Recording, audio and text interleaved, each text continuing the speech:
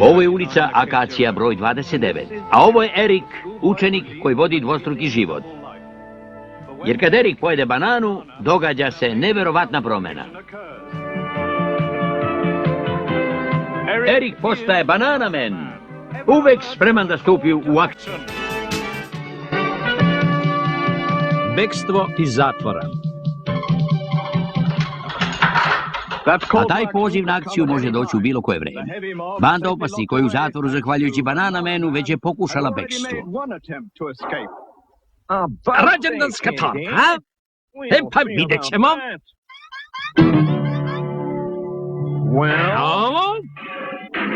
To je zdrava hrana, mnogo gvožđa, vitamina. Ali vođa bande po imenu Edi Gazda ne odustaje tako lako. Momci, pobeći ćemo odavde. Slušajte ovo. Dragi Edi Gazda, evo detaljnog mog opasnog plana za bekstvo bande opasnih.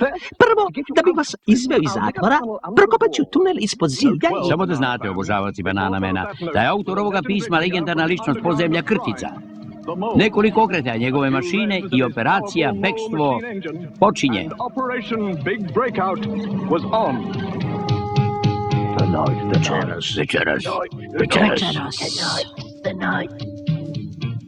I baš te noći, dok su zatvorske straže budno pazile, nešto je počelo da se viče u zatvorskom dvorištu.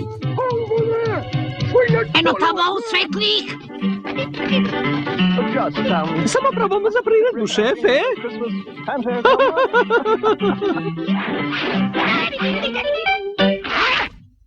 Erik, ovdje šef Rajko. Imamo problema u zatvoru. Banda opasnih je pobegla. Kaži bananamenu da ga čekamo u zatvoru. Nek odmah dođe. Pazi, sve mi se čini kao da je ovo delo one strašne Krtice.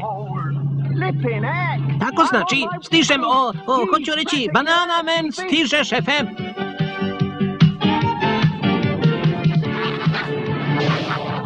I pre nego izgovorim, neverovatna promjena. Bananamen je već na svome putu.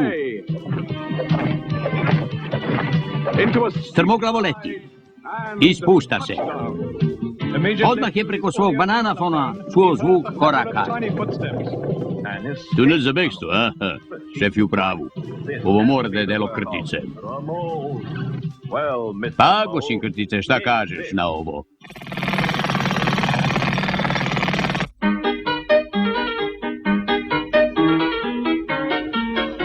To je bananamen, bežite! Brzo, Edi! Brzo!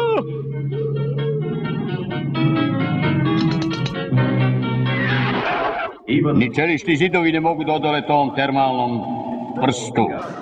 Je tako? A?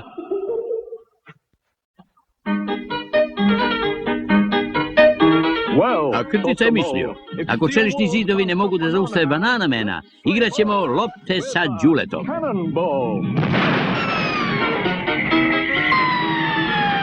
Znači, to je njihova igra, a?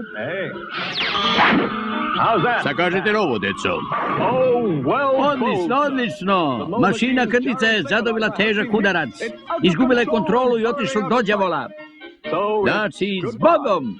Više te nećemo vidjeti, gosin Krtice. Ruke u vis. Sad kreni prema izlazu. Pa ima nas četvorica banana. Šta ćeš ako se razdvojimo? Ova banana je napunjena i neće oklevati da je upotrebi. Zato samo napred.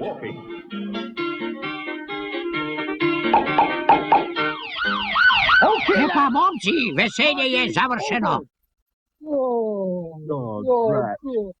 Hajde nazad u zatvor. Gdje je bananamen? Bananamen, gdje je bananamen?